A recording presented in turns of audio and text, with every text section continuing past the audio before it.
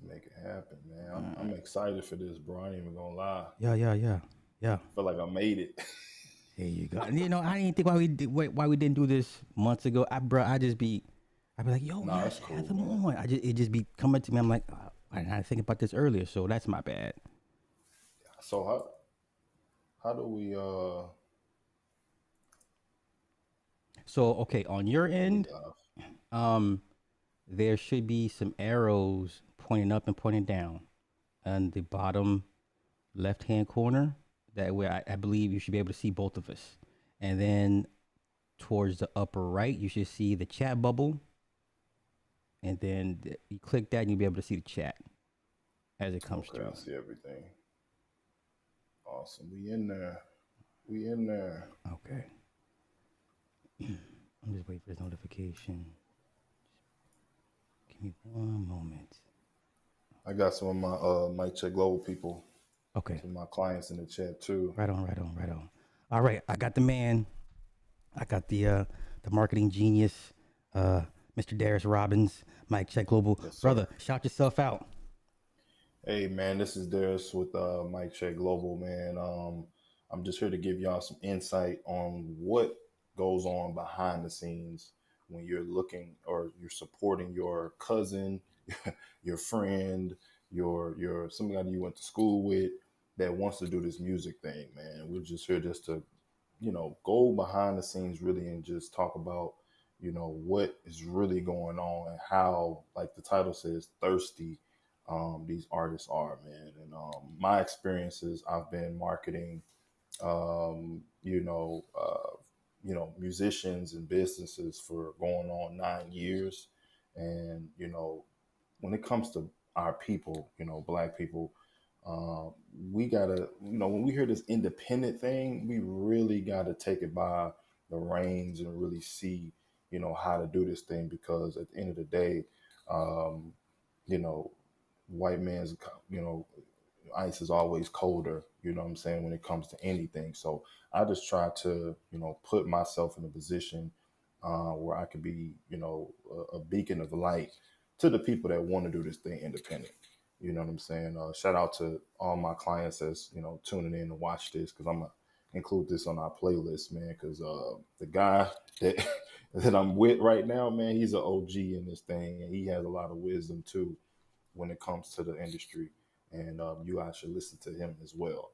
Do you still have the those tales, the music tales on Yeah, your I'm channel, uh bro? I'm uh re-upload those yeah. I'm gonna re-upload those in a couple of days and before I hit the road. So Oh my God! Like when I heard about you said the Neptunes yeah. had like stole like some Oh music. It's man, like, listen. oh no, not the Neptunes. No, it's not possible. Not Yeah, those guys. Like, yeah. yeah, bro, that's the industry. Like, it's not all just, oh, you're gonna be this star. Oh, this is the Disney fantasy. Like, no, man. Like, stuff goes completely wrong or what you didn't expect in this industry. You gotta have your ear to the streets and you gotta understand what's going on. So Um, that's what it is, man. I don't think people really have a firm grasp of what music and marketing and how they go hand in hand. Can Yeah. you, in layman's terms, describe or explain what exactly is marketing and how it applies to your field in the music business? So this is an iPhone, right? Everybody knows what it is because of the commercials you've seen, the press, the publishing of this product everywhere, right? That is marketing, the science of getting you to buy something. So that could be any type of product. It can be, lined up with branding, which is celebrities are using it, or the Beats by Dre, you see all the celebrities using it. That is marketing. When it comes to music, though, music, you can't really sell it until the artist is at a certain significance of the brand to where it sells, which means they have to be popping. Their numbers have to be up. They have to be in a position to where people are following the bandwagon, so to speak. And that's where a lot of people get it twisted when it comes to the talent part, because talent, to be honest, can be manufactured, which means you can have writers, you can have producers, you can have, certain people push the button. I don't know how deep we want to go into the button pressers today. um, but those things really determine your trajectory when it comes to um, your career. And marketing is basically the technique or the compilation of techniques to make it seem like it's happening organically, or it's nobody is behind the scenes puppeteering this thing. You know what I'm saying? It's a very nuanced, really, so to speak. Sometimes I feel like a magician, to be honest. I'm not even gonna lie to you guys. Sometimes when I put certain words here, and Sly always talks about color magic and stuff like that, all that stuff, honestly, propaganda, all of that is what marketing is. When you get to the real nitty gritty, that all those subtle things are where marketing is. I just get really, really deep, into marketing, because that's my life's mastery, so to speak. So Let me ask you this: there's marketing, then there's branding. yeah. In your eyes, what's the difference, or are they somewhat the same? Two of the two different heads of the same coin. Right. So what I've understood, branding is your status. I got that from Ty Lopez, even though Ty Lopez is a furu, which is I call a fake guru, and he makes his money selling courses, but he was the one that really broke it down to me. Status means like you see me next to Super Slides, like, oh, that gives him some weight. You see, me next to Boosie or somebody, it's like, oh, that's Mike Check Global. He next to this guy, or you know, uh, you know, any celebrity wearing the Beats by Dre headphones, it gives it a status. You know what I'm saying? Mm. When you see a rapper with Fendi, or I'm wearing Fendi, but MCM, or just those type of brands, right? That brand gives status. So when you see somebody with a Rolex, with certain things, the brand represents a status symbol, or a status rather, in your life, or in the hierarchy of the social paradigm that we live in. So when people say it's levels. So that's branding. Marketing is an umbrella that branding is one of the anchors to this thing. Where marketing is, in my layman's terms, is the method to get a stranger to a customer, Mm. like person who, because you might not know you need it, like the computer or the phone. You might not know you need it, but the marketing is the magic on how to get somebody who is a complete stranger to a customer. Mhm. And that all of those individual steps. And that's why I became a marketer, is because most of our people want to be entertainers. They don't want to, like, if you say you want to be an owner, straight up, if you don't understand marketing, if you don't understand numbers, or have somebody that looks like us, but they just say, you know what, I'm not going to be a musician because I was an artist. I see a need over here. Let me go full speed ahead over here. If we don't have that as a people, there's no way we could be independent. So that's why, that's my main motivation to learn this stuff, because that's what, when you do have an idea, this is how we can sell it and make things work. So this is how we compete with YouTube. And okay, we want to have our own independent platform. Well, we need to market it. We need to have a competitive edge to attract a customer base. So that's what that is, You for know what's sure. funny? Everybody I've ever met in their field in the music business, we all started off as artists. That's- Yeah, I think that's the best way to learn the business. Even if you think you yeah, are the best of the, rapper, singer, poet, dancer, whatever. I think that being an artist gives you insight because now you see how the machine really works. And then Yeah. once you realize you're not going to be the artist you thought you were going to be, now you just like, okay, let me find an avenue which, benefits my qualities, whatever. As everybody I've ever met in the business that's Yeah. worth something, everybody was a former artist. Yeah, it's almost like a rites of passage. You got to be knocked Yes. down a bunch of times, and now you're like, oh well, yeah, I want to be a promoter. I want to be a producer. Yeah. I want to be behind the scenes because you make probably you're going to make the most money Yeah. Yeah. as Yeah. well. It's crazy. But It's yeah, it's like that's how you earn your stripes almost to a certain extent, you know. Let me ask you, yeah, why is it on the indie scene, marketing is not viewed as important or as relevant, because you get to the mainstream, the majors, whatever, that's it's part of your budget. Like you request hmm like you have to have a certain marketing promo budget. Why do indie artists think they don't need it or feel they can circumvent and still get the same results? almost said slide like Nick Taylor. Nick Taylor. But slide. Slide. I want to be a star. I want to get the bitches. I want to get the cars. Nah, but for real, shout out Nick.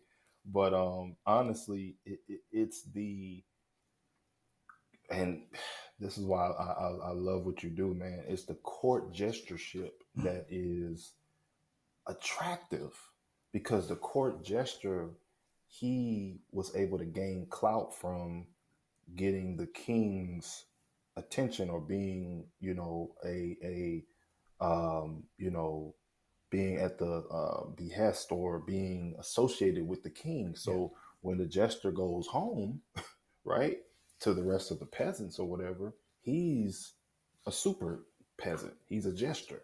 He has some clout. He can have trinkets. He can build his self confidence up to the point where, he can put these things on him to make himself feel bigger than what he is, which is the confidence part of the false sense of confidence. That's what is attractive.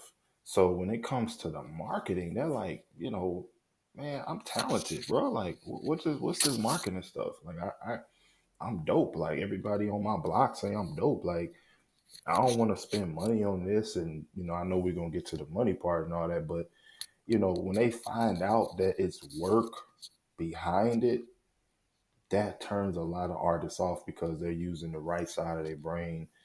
They're not even understanding it's the part of the left side, which means, going back to the theme of what we're talking about, indie means independent. But you have to have a team around you that's making this thing work. When you're signed to the major, they literally have a team. But when you're independent, it's more of a self achievement. I did this on my own, bruh. You know what I'm saying? I ain't had nobody. That's the what I consider the negative to this independent game because they really want to be independent. Like they really want to do their own marketing. Some people even want to produce their own beats, you know, record themselves, shoot their own music videos. I'm like, how are you going to shoot your own music video? Well, I got a tripod, bro. It's like, there's going to be no movement, but that's just where we're at right now. It's the millennial. It's like a lot of the millennials have been raised to be selfish, by the I don't know what generation that would be that raised the millennials, Gen X. but Gen X. So it's like we were spoiled, man. I wasn't personally spoiled. I was one of the rare ones that my father was in my life, uh, but he was like, you're not gonna be like the rest of these kids out here. So yeah, they don't understand marketing because it's not flashy. Mhm. It's real work. A lot of independent artists, they think they're going to get rich being an artist.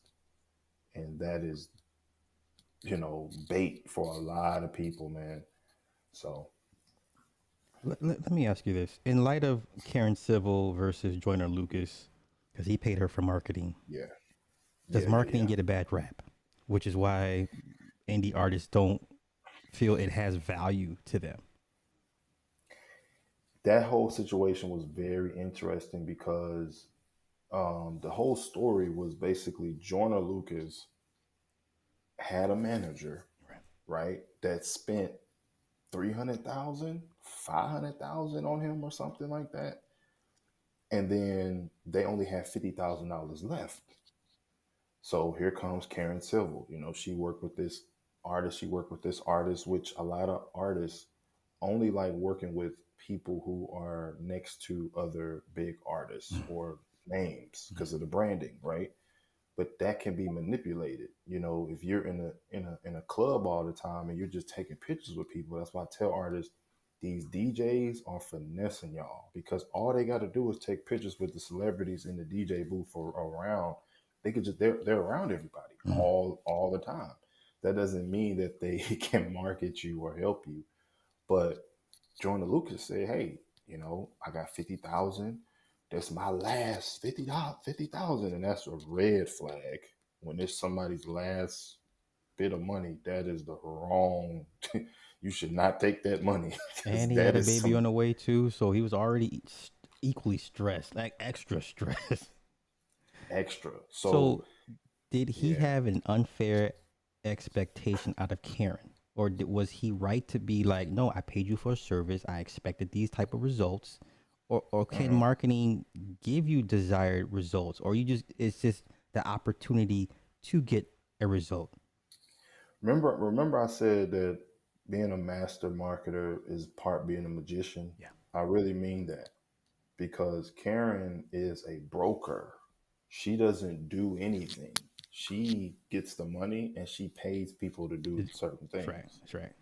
So she's able to say, hey, you know, we do this campaign for such and such, but she doesn't even do anything with, you know, actual practical hands-on work. She outsources all Hmm. that stuff. So what happens is when you pay some of these hustle marketers is what I call them, they can manipulate your numbers or manipulate what they say they're going to do and hype it up.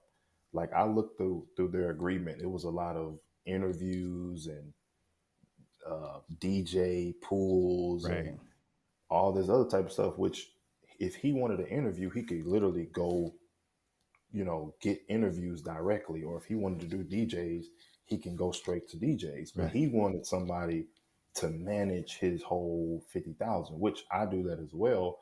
But I'm very, very transparent on if you only have 50,000, we're only doing we're going to maximize that budget. We're not going to do radio plus this plus, you know, it's $5,000, $10,000 to be posted on DJ Academics page and you only got $50,000. You know, it's certain things that an honest marketer should tell an artist. But this is the thing though, I've come across a lot of artists that are okay with fake bot numbers if it looks real, bro. Hmm. If you can fake the views, fake the followers, fake the streams, they're okay with it if it doesn't get removed. I've came across that. Well, that was birthed basically because that came from that's the same practice the labels did when they bought the artist album because everybody was fighting for the number one Billboard spot of that week of their release. So Yeah. it's the same that culture, that mindset. I don't think will ever go away. Same thing here on YouTube. You have a lot of people that have bought followers and subs and shit like that. So Yeah. I get what you're saying. My Fake thing it till would you make be, it type of thing. yeah, Yeah. it's that's never changed, and it's I could mention one guy, but I'm not going. This is not about that. But that fake it till you has never gone away. Fake And it's not going millionaire. to. Yeah, it's never going to. You I'm a know. millionaire, bro. Buy my course. Yeah. Right. That you're just saying it. It sounds good, but you're not a millionaire. Yeah. Yeah. So I mean, when it comes to the Joyner Lucas and the Karen Civil thing, if he did his homework, he would see that um, a few other artists like Cameron had issues with her. Um, she took down like Hollywood Unlocks Instagram, Yeah, I believe Jason is still debating Jason on Lee. filing a lawsuit against her. Yeah, yeah. Yeah, because she has, again, she's connected to bot farms. Bot farm, man, I'm getting a little, No, no, talk getting a about little it. deep here. That's why you're here. Yeah, bot farms, and this is the channel for it. Bot farms, guys, are people who, it's two types of bot farms. Okay. There's one bot farm where it's literally you have a brain computer that is making children kid computer servers, which create thousands upon thousands of accounts daily. These accounts are completely fake bot accounts that they can make look real. There are a lot of Instagram IG models that you think are real pages by real women, but they're not. They take a archetype of a woman and they CGI all of the pictures. I know you probably heard of something about that a year or two ago about whole IG model pages being Yeah, fake. yeah. Well, that's a thing because you know they're doing a lot of um, research on interactions between computers and humans and stuff that that's goes into a lot of other things. But these bot farms, they can, you know, comment on your, page. They can like, they can watch your story, and they can reply to. They're basically AI type of bots that they're creating. So that's the one bot farm. The second type of bot farm, which would be not necessarily bots, but they are like third world like hubs of like people in somebody's apartment where it's like 30 different people in third world countries on phones. Mm-hmm. You know what I'm saying? Well, they're doing all this stuff, so that's like a whole other thing. So Karen Civil has, I believe, both that can mass spam report anybody's account and get it removed. So she has access to those bot farms, and that's how you can artificially increase somebody's streams, their YouTube. I talked to a guy who let me know that's how some YouTubers are blowing up because they get a whole bot farm situation on their page, and the profile pictures look real, the names look real, real emails, subscribe, like the whole nine, where you can literally fake an entire, basically kind of like what 6ix9ine kind of did Mm-hmm. when he went live on Instagram. He had like 2 million people. That was like bot farms, Right. and the baby hit like 30 million, 50 million streams in 24 hours. Same deal. Mm-hmm. So when we talk about marketing and being a magician, like it's how good you can fake it sometimes. And a lot of artists that want to be in this position, when they realize how fake the industry is, then it's like, oh, so that's how such and such is doing this and such is doing that. I'm like, yeah.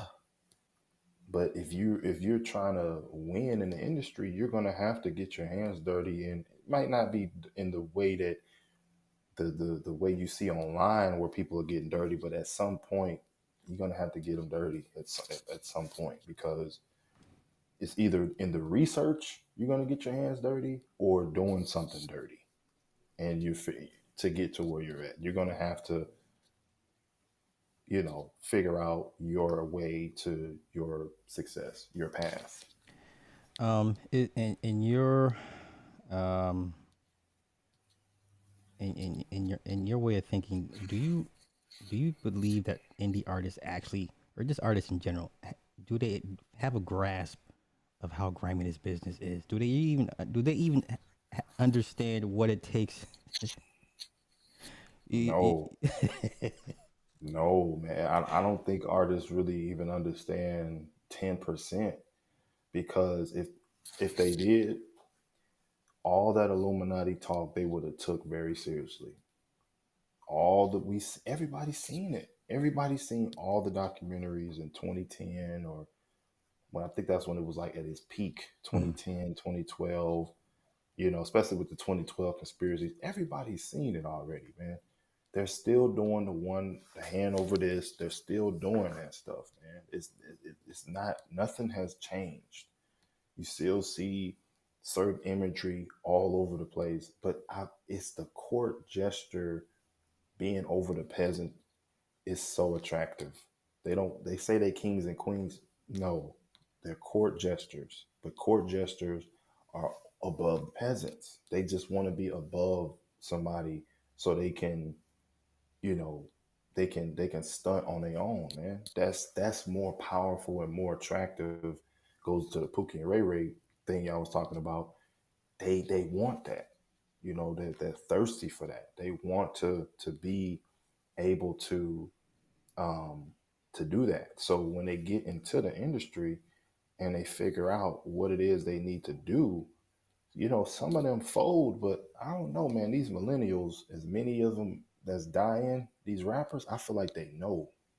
I feel like they know, and they're open about the the industry. I feel like it's just like, okay, because I mean, I got some stories about some artists saying they would give up folks, and I'm just like, bro, like, do you even know what you're talking about? Like, you talking No, about hey, listen, I know guys what? that already have lists of people they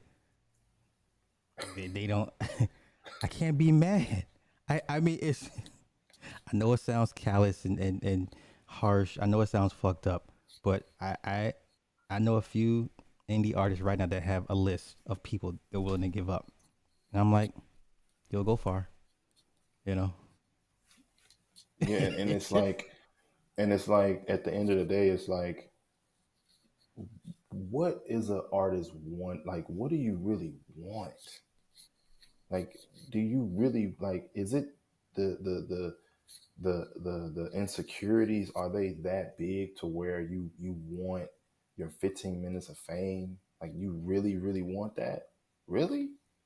Like, you really want to be a star? Like, you really want money? Like, that's the only way to get money? You know what I'm saying? Like, fame, because a lot of artists, they want fame. They don't even care about the money. I'm about to say I think fame is more important to a lot of people than the money. Yeah, and the fame is like, at what point do they become adults and say, what is gonna feed my family? What is gonna take care of my children, and generational wealth? Because everybody says generational wealth, but what does fame have to do with that? You can't cash a check for fame. You can have a million followers and I have $1 million. So it's to the point to where, I try to tell artists, hey man, is this something you really really want to do? Like, are you ready to go all the way with it? And if you are, that's cool. But just understand, man, this is not what you see on the outside, man. All this beef going on with Kanye and Kid Cudi, and man, what his album's coming out, man. Like, all this stuff is puppet puppet stuff, man. It's all marketing. It's all smoke and mirrors, man. It's All funny of it. because the non-initiatives on Twitter, they're like really like Team Kanye. Like they're like, oh yeah, I've been on. I seen the Avengers meme. You had one side Kanye, the other side Pete Davidson. I'm like, this is genius. This It's is cheap. genius. That is marketing. Yeah, yeah, That is that is Thanos level yeah. marketing. That's like, it's so subtle, it's so masterful that it doesn't look like marketing at all. It does not look like it. Kanye can't get into his child's birthday party. It's just masterful marketing, and you got to give it to these people, man. They are masters at their craft. They're masters of emotion, manipulation. That's what marketing is. A part of propaganda. Um, what Hitler did, and all the stuff that was all market, like the Wizard of Oz. That is somebody wrote that, just wrote that in the chat. That is exactly what I'm talking about. That's it. Is wizardry. It is, man. So at the end of the day, an artist should, in my opinion, put themselves in a situation where, well, I can't really say that. Let me backtrack. There's two types of artists. There's the pure talent based artist that is in love with music. Mm-hmm. Then there's the clout artist. Now the clout artist could be talented, but the clout artist is really focused on literally the clout. They will do anything for it. So if I was to tell an artist or somebody that's pursuing just business in general, are you a purist or you a clout base? Because people do YouTube for clout. They do a lot of stuff for clout. Um, and just decide where you're at. Because for the purists, there is a way that you can do some things independently, but you just got to understand there are some glass ceilings doing it independently, and you have to be okay with that. And that's what I feel like a lot of artists aren't okay with, not having their name in the lights. And that's what you talk about all the time. You was like, it's different when it's major behind you. It's different. It's Listen, totally different. I don't think people really understand the weight of saying you're signed to a major label. That shit is like it's a Yeah. black card, in your wallet. And I get it. We get it. You know, I Hmm. think a lot of indie artists say the right things and not appear as they're just as desperate to get to the next level as anybody else. So they'll say all the PC shit. But you can look at the motherfucker's eyes and be like, "No, nigga, you want this? Like I can tell you'll do what you want to do." Well, let me ask you this: Oh when my you come God. across that artist that is so hungry, so thirsty, and maybe not in the best ways, what is your approach to them? Do you like dealing with artists like that? Does that make your job easier or harder? I'm a purist. I'm on the I'm a Jedi that uses the dark side. I'm not on the dark side Okay. per se, right? That's why I tell people about the snake all the time. It's not about the snake being good or bad. It's about how you use it. Mhm. So, um, you know, could I take advantage of a lot of artists that are thirsty? Absolutely. There are artists that there are female artists that are willing to do some things. I would say that the female artists are way more hungrier than the men. When it comes to a celebrity, man, this is what it is. An artist right now is almost a walking demigod, bro. To be honest, Hmm. because the way people worship these people, like they're worshiping these artists, man. It's straight up worship, hands in the air. That's worship. When you, as an artist, feel and know that you can make people fall out, you can make people do whatever. That power, man, that's a lust. That is a lust. Even if it's not financial, that's a huge lust.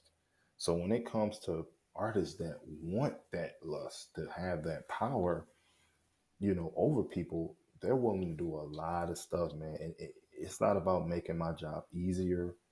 I'm a purist. I don't want to take advantage of them. I just want to educate them on what's going to happen if you get to certain levels. Hmm. um, my job is to, you know, give you leverage.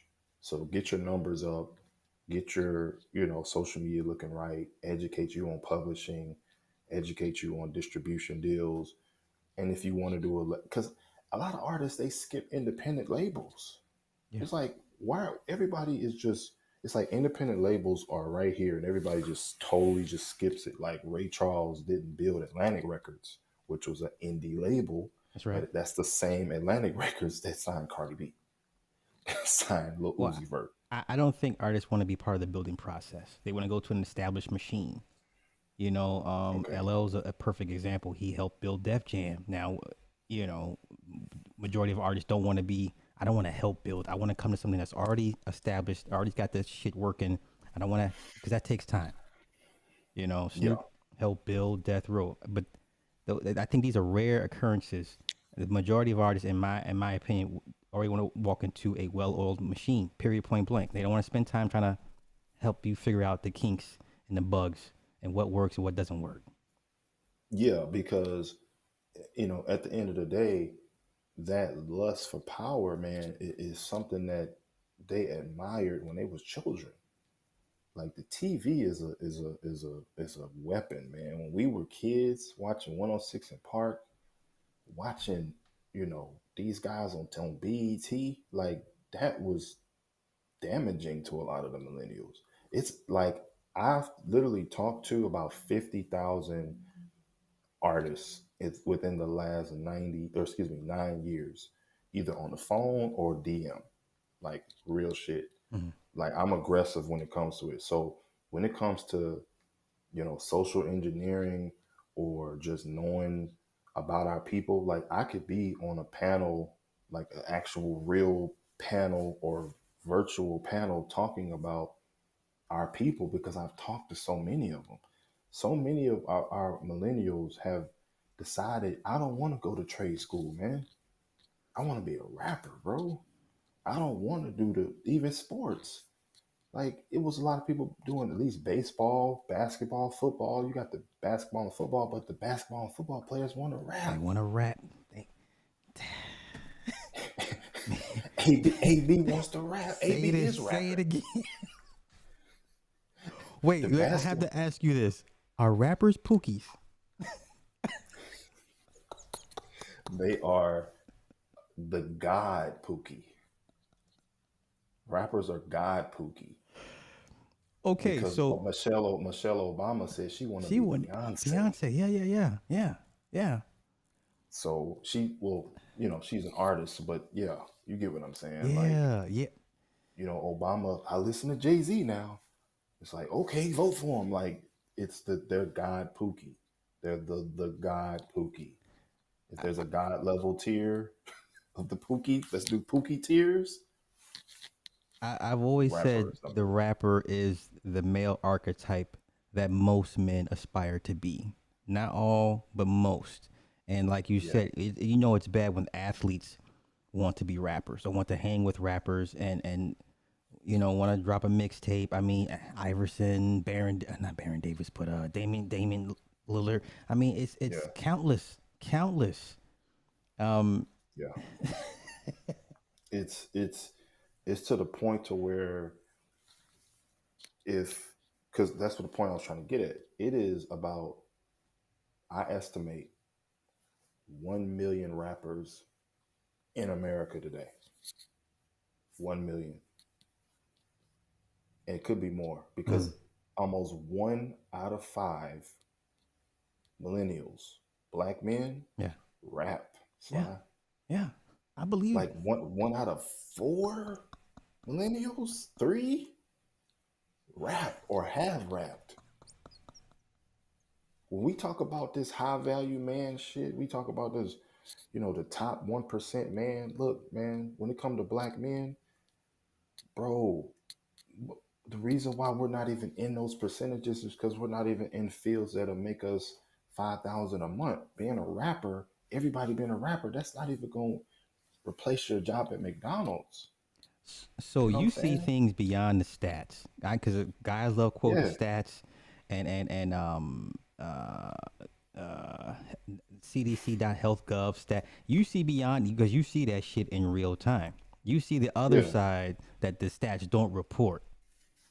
yes, yes. Because I've had so many case studies. I've done the work. I've talked to these people. What everything that you all talk about is facts. The millennials are fucked. I've told my dad this. I said, Dad, I'm a rare breed in these millennials. We're going to see some crazy. I told him 5 years ago, I said, with the amount of student loan debt that's going on, with as many of our men being rappers, it's going to be hell. when they get in their 30s, 40s. They're gonna be still living with their parents. Mm-hmm. I predicted this, bro.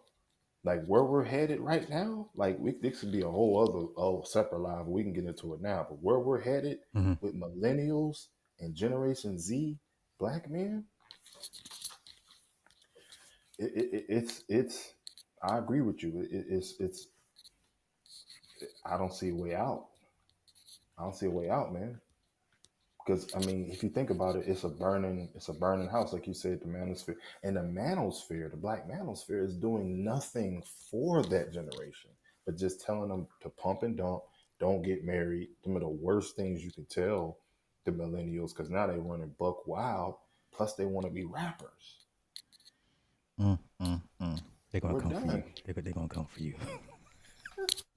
That's fine. I mean, that's the thing. When you don't make all your money from YouTube, you're okay.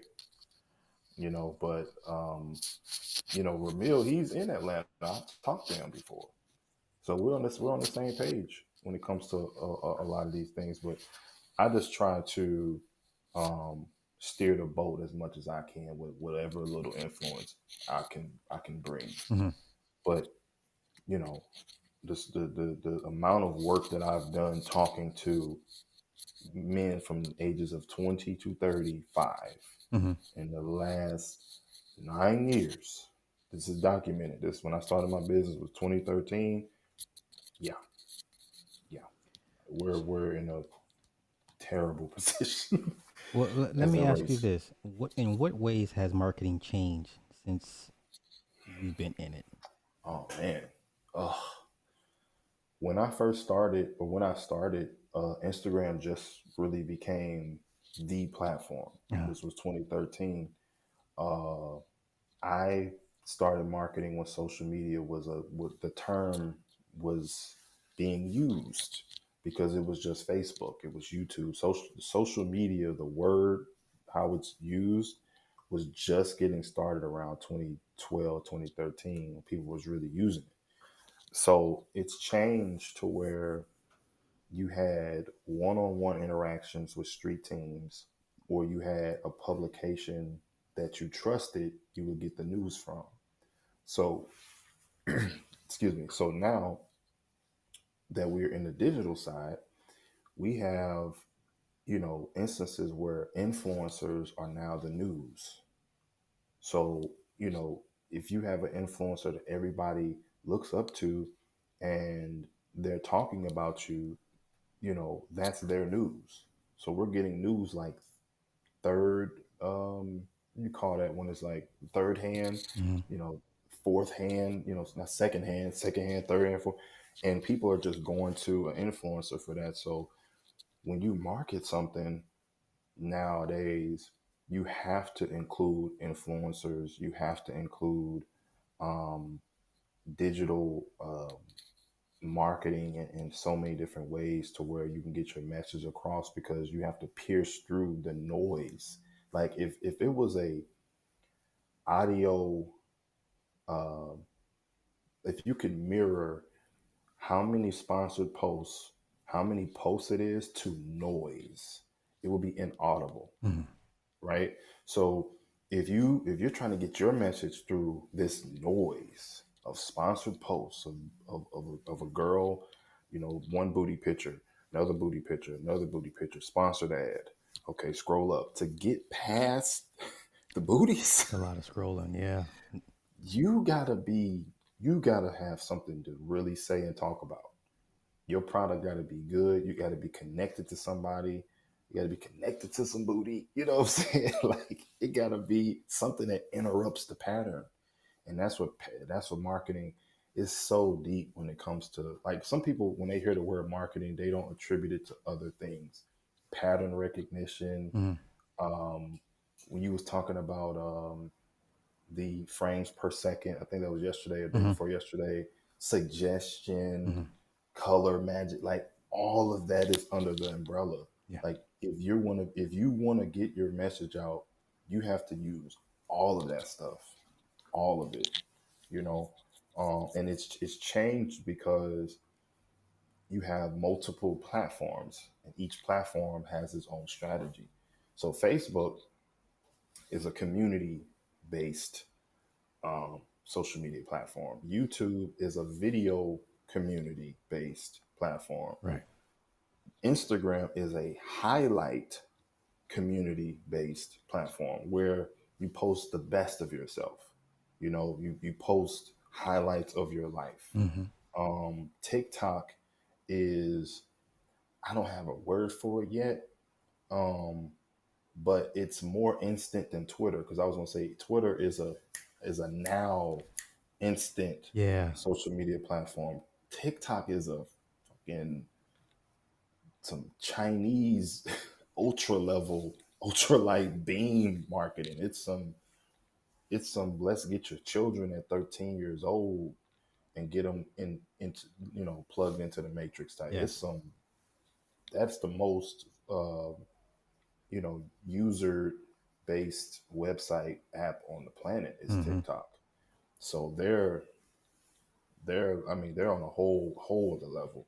So I don't even know how to, because it's not really community, Mm-hmm. because it's like comments and stuff going back and forth. Like those are the other ones. It's more of it's like a super, you know what? It's like a it's like a popularity contest, but it's literally like a popularity contest to where anybody damn near could go viral on it. If you like, it's people I've seen on Facebook say, I went viral for just doing something. So everybody's goal is to go It's to go viral viral. Yeah. on TikTok. So they made an app to where um they have the ability to have a popularity contest in real time, where I'm not saying it's fair, but you have a higher possibility of going viral on TikTok than any other platform. Well, I was gonna Period. say that that's what social media has reduced the majority of people to is who can go viral. Do you have the ability to go viral, which really means nothing at the end of the day. But um, It's keys to the metaverse. yeah, It's a pathway to, you want to get likes. Well, we'll set up these bots that look like people to reward you with that yeah. in the metaverse. Like we're talking about 50 years, 100 years, down the line, people will think that their experience is real, but it's all manufactured. So if you want to have your own universe of people that give you comments, likes, thumbs up, we'll create that entire thing for you. So you're the god of your metaverse universe. I'm Mm. just theorizing right now. I'm going, but that's what people want. And with people wanting something, it brings it into fruition. So everybody's kind of wanting that. So yeah, we went all the way, but this is why I Well, follow you, bro, because like, you're the only person that can see it. You know what I'm let me saying? ask you this: do you get a lot of conversations of people not in the business asking you why do you do this, knowing these artists may face a certain result or outcome that may not beneficial to them? Do you still entertain those conversations? Say it again. You said So, do you how often do you have conversations with people that's not in the business, and they'll it's not in the ask you, "Yo, business. why you in this business, man? You know it's evil." And so, someone in a Okay. I mainly want to raise this question to you. So, Sunshine 50, she said, so many people, so many are dying or getting killed. So I don't understand why they would get into the business. See, that's a conversation I don't have with people not in the business because you'll never understand. Yeah, because you know, being a former artist, everybody has a form of trauma. Everybody has to have a release. It's almost like I had a conversation with somebody a few years ago saying that black people's, I feel like every race has their quirk or their superpower per Right, se. right. Black folks have a creative superpower that is their gift and curse. We're so creative that we will take trauma and create with that instead of go get help, instead of go get therapy. I've asked artists on live, I went real deep. I said, hey, would you trade in your music career to feel better about yourself, to erase that trauma from yourself? They said yes. But okay, so if that's the case, why are you not pursuing that? So when it comes to our people, the gift and the curse of being creatives the way we are, it's almost impossible for me to stop somebody wanting to pursue this because that's what we do. It's almost like if that's why it's hard for us to listen to each other because in our creative mind we're thinking it's another way. So when they listen to me, when they listen to you, the Grand Inquisitor, things like that, they hear what we saying, Mhm. they hear what y'all saying, but the creative mind is saying, I can do something else, I can do something different. That's my theory of why we always are. That's why we leave genres behind. We can't stick to rock. We can't stick to jazz. We can't stick to country. We always got to do something else. But it's a curse to that because we leave it behind, like the pyramids. We leave those behind, leave this behind. Well, we did the family thing for cool, that we were successful in that. It's almost like a mutation or a type of evolution or devolution that we just have that is to our gift and our a pro and con, our detriment sometimes. That's So that's how I look at it, bro. no, that's a super huge point because every That's my Black theory. History Month it turns into constant reminders of what Black people created. Yeah, but we don't care. But we don't Yeah, care what we created. We don't care. yeah. So that's deep. I never thought about the creative aspect. This need to always We want don't to. care, bro. Yeah. So think about Wow. it. Think about it, right? If we were civilized for all this time, we like, I'm bored of being civilized. Let's be uncivilized now. You know, let's date the same sex. Let's be niggas. Let's be them. Yeah. Let's really do it. Let's really do it. Yeah. Like I'm tired of being gods. Let's really be niggas. Let's do it. I'm tired of it. You know what I'm saying? I want something fun. I want something exciting. I want something different.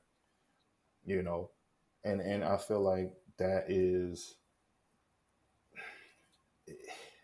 I don't like it, but it's like maybe that's our programming. Maybe that's what we were designed to do was to always push the envelope because listening to you always said we're the archetype to push agendas.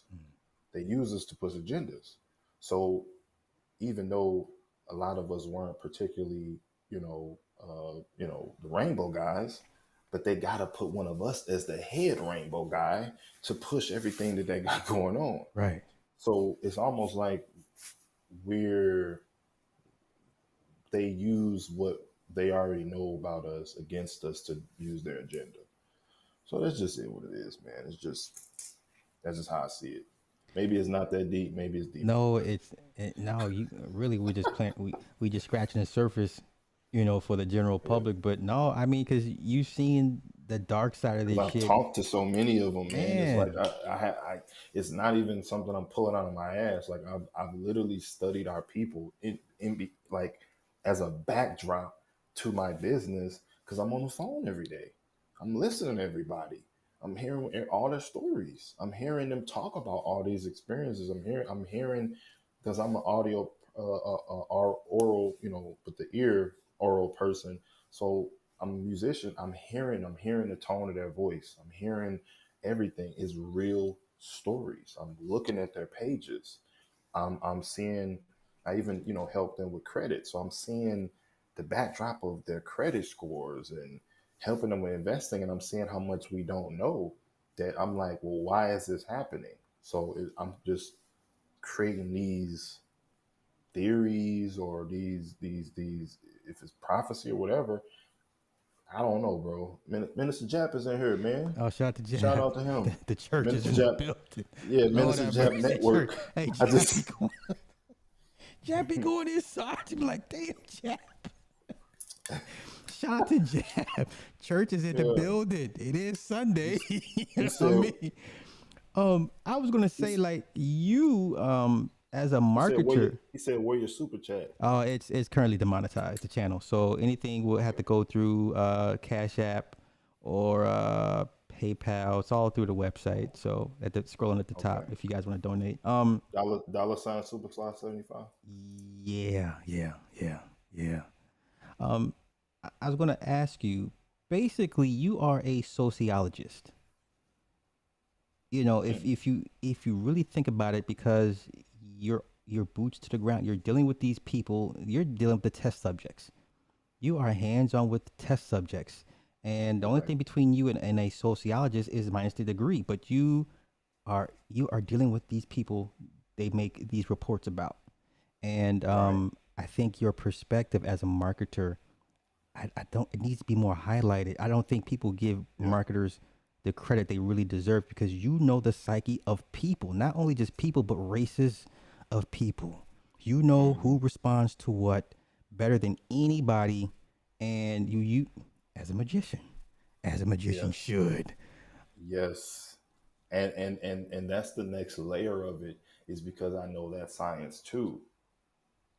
So it's like, if we was to just understand the power of it, that's the real part, the piece that we lack. We lack how I tell my clients this, I tell my audiences all the time. The fact that you think I'm a scammer is the problem, because there's so many other blacks that look like me that are. I can't escape my branding because I look black and they look black. You would be a fool to think otherwise, that I possibly wouldn't be. So I break it down to them and say, hey, look, if we are responsible for our own individual branding, then Yeah, everybody's branding will be different. But again, the creative side, the little is like, I want to do what I want to do. It's another way. Like when they hear you talk, oh, I ain't got to do such and such and such and such in the music business. It's another way. Then they hit another wall. Then they hit another wall. Now they're crying. I didn't know it was like this. For yeah, them people, it's consistent. They don't change. They yeah, don't change their rules. We be creativizing and trying to switch it up and change the rule. When you go and you deal with other folks, they're not changing the rules because you so creative. You might think you're so creative that artists may believe their music is so different than everybody else's music. And I've heard a lot of music, and a lot of artists are saying the same things. They have the same talking points. Everybody's a demon. Everybody. did you ever So think it's we like, would I come want to be to a god, and now we're demons. did you ever think it would come to a point where artists would embrace that side of I guess of duality to this extent, where they would outright call themselves a demon? You know what I'm saying? Like, I'm from St. Louis, Missouri, bro. Um, you know, you know, During the whole Ferguson riots and stuff, I seen the change. okay, We're talking about 2014. 2014, we had Chief Keef out. Chicago was running the industry. I remember. Black Lives Matter was just getting started. It was a real crazy rift that was going on. Okay, I first started seeing, as a, you said, as a sociologist, that's what you yes, called it. yes. I'm gonna have to look that one up. I appreciate that gem. I gotta research that, what that whole thing is. But um, I seen the first usages of the demon emoji on people's comments, on people's uh, the devil emoji, Hmm. the purple horns. Yeah. I start seeing it in the comments. I start seeing it on titles, just regularly being used by Christians, right? Majority of the people are Christians. So I'm Mm. like, why are people why are people using this devil emoji? And it shocked me, because I'm just like, what is, it was just weird, because people who are more so doing things evil or whatever you consider bad or whatever, they don't really be outward about it, Right. right? It's usually in the dark. Yeah. So somebody just put that devil emoji in the chat. That's it right there. It wasn't so cool to just put that up there, and then it got attributed to sex. Okay. Whenever you want to do something to a girl, or whenever a girl's horny, she puts the devil emojis. So I start looking at this stuff like, what is going on? Like this the it's got to be something in the music, that demon time, that drill, that whatever they put in them, put in the. I don't know if they put it in there in the music or whatever, or just it was just the de-evolution or whatever is going on, that it was so easy to do that. Uh-huh. And I really seen the progression of individuals using evil as a, you got Trippy Red, you got Lil Uzi Vert, you got, you start seeing in the music videos people doing the eye symbolisms, and it was like cool to be evil to a certain degree. Well, once Beyonce got a hold of it, I was like, ah, shit. And then, Yeah, but in your opinion, was that organic, or was that the youth just being the youth? you know, I feel like the rebelliousness, when you have a group of lost people Mm. become rebellious, they'll do anything, man. They'll rebel. Like if you study history, people have rebelled and done some of the most backward ass shit because they just don't agree with who's running things, or their own arrogance or ego get the best of them. Man, these people literally can curse their mother and eat their own children. I've seen it in history, read it in history. So I don't know if it's a cycle thing where we're just in one of those cycles, or where it's leading us, Mhm. but it's to the point to where yeah, we're on demon time, so to speak. We're clearly. I mean, you start saying, even though we know 666 is the science behind it, but just for the people who don't know the science, was using it. The six-pointed star, the Baphomet, who don't know the science of it, was just using it. Like, yeah, that's what we doing. And I'm just like, but you go to Sunday school, bro. Like you go to, but why are you doing this? It's rooted in the rebellion, you know. Somebody say, As okay, oh yeah, Little Wayne, he did when he did Lollipop. Yeah, for sure. That was 2008. Yeah, somebody said that. Chat. is it your opinion that this is probably a natural progression or de-evolution? Because all things, everybody has their moment at the top. Because I've always said that black people, we've already peaked. Now we're on the decline. I've been saying this, and You did. you You did. you never convinced me otherwise. You did. You did say that. You said it was. I don't know if you said it, but how I feel, it was our turn. It was our. We had a turn. Caucasians had a turn. Yeah. Then Asians is their turn. Okay. I feel like it's Asians' turn. Um, To be honest, I feel like I have said a lot of reasons why I believe it's their turn to rule. we're on the same page. But let me ask you this: in your eyes and in your line of work, have we hit rock bottom, or is it going to get much worse for us as a people? Is this the I worst gotta. as it can get I at got. this I point? got. I gotta ask you a question on rock bottom. Do you believe in the rock bottom bungee cord theory, where you hit rock bottom and then you bounce up, like it would take the generations of generations and generations, and then there's a generation that says enough is enough, and then we go back up. I don't. I honestly I don't know see us it's. going back up, bruh. I mean, okay. I'm only saying this because if I got to look at the next two generations, we're looking at Yeah. millennials, we're looking at Z's. They're not. They have no interest in wanting to rebuild anything. Or maybe the because ooh man, I don't know if it was a live that y'all did, but we was talking about how a lot of Generation Z men don't like black women. They're dating outside, I'll so say it's gonna be mixture. I'll Maybe that say goes into. it's even become worse. A lot of these young men don't want the responsibilities of being a man. Think about it. Who? Let me put it in its proper context.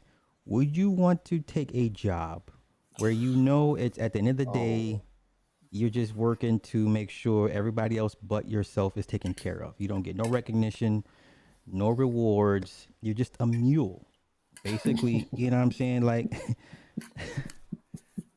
that's how I liken fatherhood, being a man. It's just you're a fucking mule for your community.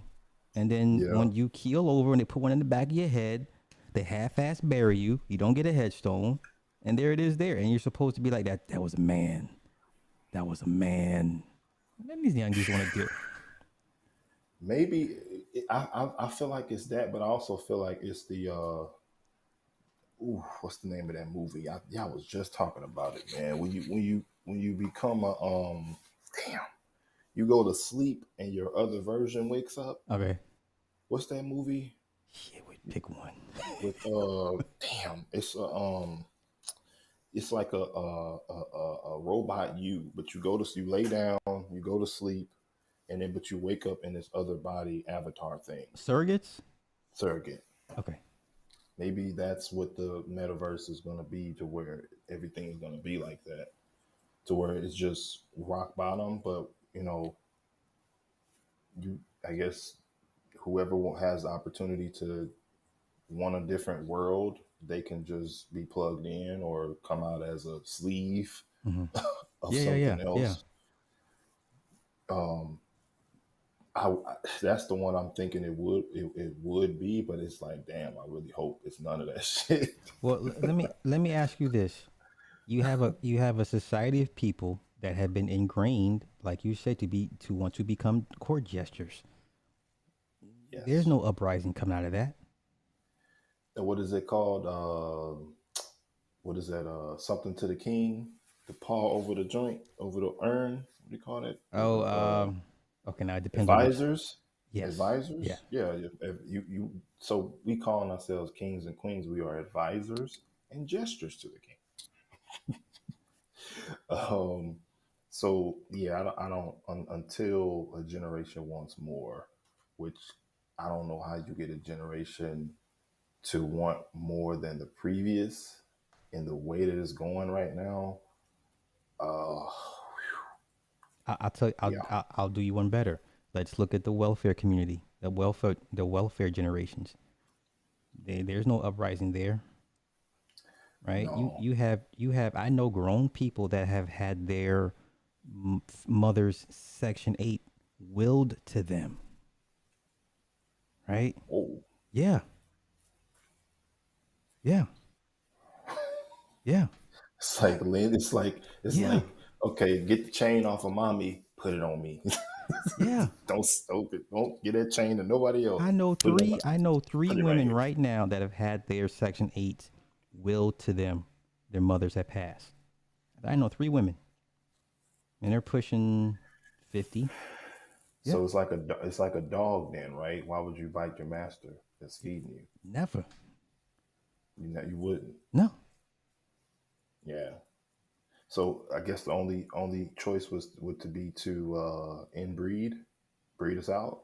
That's who said that. Was that you or Truth? Who I said we said need to breed? Yeah, I I think it was you. I don't see that happening. I mean, it's just too many of us to breed out. But you can breed a certain mindset. Now, if you were to go with Right. the mulattoes, the new buffer class, they have a particular mindset to where they would not see themselves as either or, but as their own special, unique race. And then they have their own agendas and their own wants and needs, which Right. wouldn't align with either one. But at the end of the day, they would still be beholden to whoever's in power, right? This comment got me laughing. He said, "Wise." He said, "When I saw Bobby Smurder buck dancing on the tape, I knew it was Listen, over." how many times have we seen that though? Like I've been in A&R meetings when the artists will come in and jump on a fucking. That's nothing new, man. These niggas was doing backflips and shit. You know, I mean, the baby. This nigga performed in the Pamper. What are we talking about? Yeah, just every What are week. we? What are we talking Oh my about? god. Yeah, I think who somebody said about reparations. Oh my god, their reparation money will be gone in 2 years, probably a year. So even if we misspend it, we should still get it. Do you agree? Even if we misspend it, because man, If you're old, you're I'm old, right? I'm thinking optics, right? But I'm thinking how other people view us. They'll look at us even worse if we lose it. Like if I do something with it, Uh-huh. would I expect the rest of the races of people to look at me as an exception, or you, or the handful, the 1% of us that do right by it, but the 99% act a fool? Like, what are the branding repercussions of that? I, To say they got it all back and they lost it again? well, the running joke is they'd expect us to give it back to them, right? Right. The Chappelle skit. Everybody got reparations. What happened? Went up. Everybody bought Cadillacs and Newports, and everybody built a studio, started a record label or some shit. You know what I'm saying? I, I I believe that the stimulus check Yeah. was a preview of what we would do with reparations. Nobody invested. Nobody, saved it. At least, no. What did black folks do with the stimulus check? Buy more stimulants. I mean, if you're old, you're old. Would I expect the majority of I black agree folks with that. to piss it off? Then yeah. But at the end of the day, yeah, the whining would have to stop, and they'll find something else to whine about. Do you think it should be in cash, land, no taxes, or at free education? They don't. Okay, majority of black folks don't want free education, so you can take that off the table. They want something they can hold in their hands. More than likely, they want cash. The land, that's debatable. I would say a little bit of both cash and land. But then if you mention land, well, you think about all the black folks that sold their parents' homes, their grandparents' homes for the money, and now you complain about gentrification. Well, hell, you helped usher that in. Yeah. So give them the cash, let them funnel it back into the economy right back. What the black dollar stays in the black community, what 6 hours? That's the running joke now. six 6 hours. hours.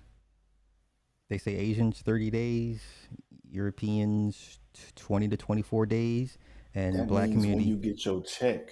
Oh, that's what they mean. yeah, They charting it when you get your check, yeah. and they check be gone in 6 hours.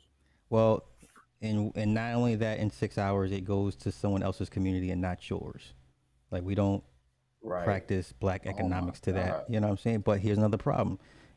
How many times have you dealt with? You are a business, right? Yeah. How many times have you dealt with your people and there's been bad business? Oh man.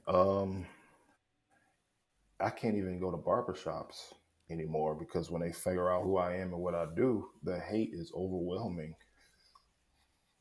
The conversations that they talk about, I can't even I can't even stomach it, man. I'm talking about my generation, the millennials. Well, It's terrible. if you don't mind, give us some insight. Okay.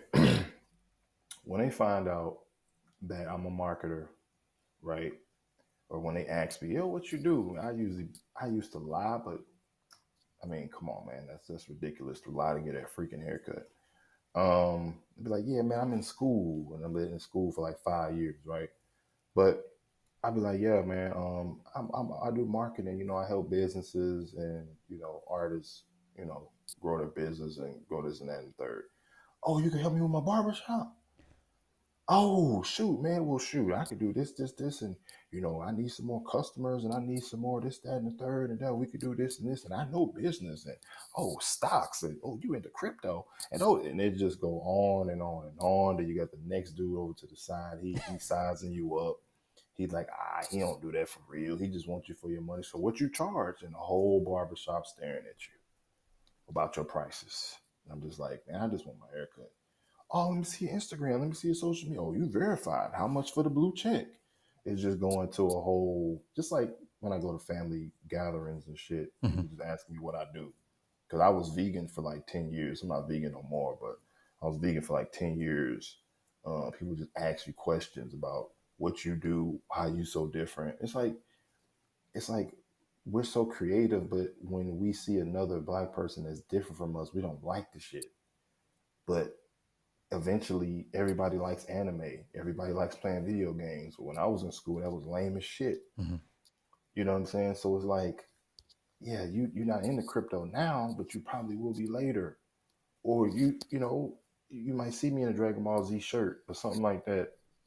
But your kids are watching Dragon Ball, the old Dragon Ball Z shows on your subscription. Mm-hmm. It's just it's like we're so creative, but we're so like not at the same time when it comes to certain things to where I don't when it comes to, like I said, my generation, being a boss is the thing. Being the man is the thing. Not being a man. It's about being the man is more important than being a man in my generation. And Mm-hmm. it's very, very difficult for somebody that's 29 to navigate with people of my age. Very, very difficult. Even in Atlanta, very, very difficult because you might be very, very intelligent, but you're into stuff I'm not into. You're into, you know, uh, Atlanta stuff, but you might be the upper echelon black dude, but you might be into, parties, certain parties, where women aren't allowed. Yeah, So, that's a whole nother. and that's our top of the top. And it's like, oh, Do they still have the like the elite get-togethers every once a year down there still? Like all the I'm pretty sure they do. I know they changed locations, but I know they still have it somewhere in Atlanta, or it used to be in Atlanta, and then it got too big, and it got word got out, and then they Yeah, kept moving it to different locations. So it's still going on because I still hear about industry parties okay, and okay, stuff. So it's still a thing. And like I said, people are so thirsty. They'll come just to be flooded out, just to be involved. Like I knew a guy who was one of artists. um, he was like paid like 5,000 for a woman to do whatever she wanted to do with him at that them sounds at them parties. that sounds about it, like Atlanta. That sounds about Yeah. Atlanta. So whatever, like, yeah, man, she do. And I've never been, and I won't go to any of those, but I know people who do, Yeah. and it's just like that's their thing. So when it comes to our people in the music business and everything tied up, it doesn't look good. But as a beacon of hope, just like you, some people might ask you like, "Yo, why do you do this? Why do you?" It ain't like we're gonna have millions of people view us. Why do you do this? It's like it's for the 1% of people who get through. You know, shit. Even though the 1% is not enough turnover rate to really justify it, but yeah, I still do it just because. It's like Um, why? It's like I can't. It's maybe I'm programmed to be like this. I don't know. yeah. Shit. Well, let me ask you this: you come across a lot of black execs in the music business, right? I think Yeah. music is probably one of those industries where you see more black people in higher positions than you would in Wall Yes. Street, pharmaceuticals, finance. It's a weird thing, but Yeah. how much do you blame those black execs for the culture of the music at this point? Like, you can only blame Jimmy Iovine for so long. You can only blame Leor and um, the guys over at Universal for so long. Like, you can only make them scapegoats for so long. What say you to that? Black men, like, they want to have daddies, man. They want to have a daddy that they got to answer to that's gonna pay for everything. They want a daddy. Real shit. You think these guys have power and they don't, and it lets you down, and it just be like, bro, you ain't got no power.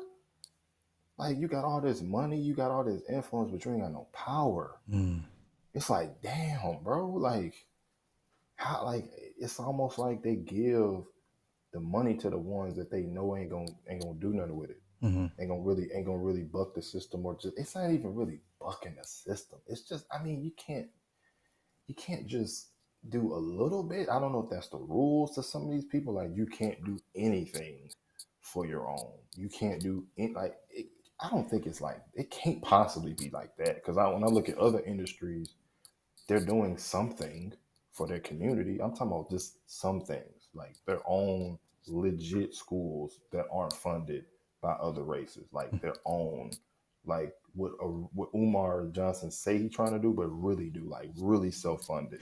They Well, yeah. have those. Wait, the guy, what's his name? King Randolph? Is that his name? Who actually has his own school, has been doing it for a few years. I believe Yeah, he got pushed back from Roland Martin. Um, it's been done. It's being done. Is yeah. but when you get elders that disrespect the movement, and it's like, well, why even bother at this point? Even if It's like when you find out, uh, shit. What's the dude that was over Frank Lucas? uh, Um, shit, was it Bumpy? Not Bumpy. Bumpy Johnson. Was it Bumpy? Okay. Yeah, when you find out Bumpy Johnson was working for them folks, when you Yeah. find out, it's like, it's like he like, it's like it's almost like a letdown, man. I've been around a lot of millionaires, bro, that are just they don't have no balls, man. They just got a lot of money, bro. A lot of money, no balls, bro. It's like I don't know if that's a part of it. It's like I give you the money in exchange for them, Mm-hmm. because you can't say, oh well, they didn't have nothing. Well, a lot of other races didn't have nothing as well, and they still climbed up the ranks and they doing stuff. So I don't know what our issue is with the black elders or the black execs, because just a insight for anybody who cares about signing to somebody. When you sign to a rapper, the rapper is not spending no money on you. They basically have you under a contract, so when daddy say he wants you, he get a piece of that. Yeah. The only guy that I know that was paying was Young Dolph. Rest in peace. I had a client who was about to get signed to him for 200,000. Right? He was a client for like 4 months. He was, telling me some updates about the service one day, and he was on a very, very cheap plan, but he was getting hundreds of thousands of views on his own. Mm-hmm. And he was like, "Yo, man, I'm paying you this money. Like, why am I getting that?" I'm like, "Bro, if you here and you paying me a little bit of money, that's like putting just another layer right there. It's not Right. gonna take you off." Yeah. He was like, "Yeah, man, because I'm trying to, my artist trying to get signed to Young Dolph." I said, "Sign to Young Dolph?" I said, "Okay. Um, so how long you been in talks with this?" He was like, "Yeah, we've been in talks for like 3 months." I'm like, "Shit, bro, we've been working for 4. Like, why didn't you tell me?" He was like, "I don't know if I want to take the deal because Dolph just wants to, have a last say on the music that comes out. Like, he Mm-hmm. wants to pick the songs, Mm. and he's gonna give you 200,000." I'm just like, okay, uh, I'm pretty sure he wants to pick the song. So when he presents you to Empire or whatever label, you have a decent project. I'm thinking, right? I'm like, pick the songs. Like, that's not like he gonna have you do some Katy Perry stuff. I'm like, just it's 200,000, bro. 2 weeks later, he passed away. 2 weeks later, Young Dolph was out of here. You know what? that, Guess that what? You get no deal. yeah. I mean, I don't know what. See, once again, the naivete of indie artists. Like, yeah, we have listening sessions where we will fight and argue over the playlist of an album. Like, That's that's regular shit. yeah. I'm Wow. like, look at the Motown movie. If everybody didn't raise their hand, they It wasn't wasn't a signing hit. off on the That's right. song. It wasn't a hit. That's And right. I'm like, I like that. I'm like, bet, you know.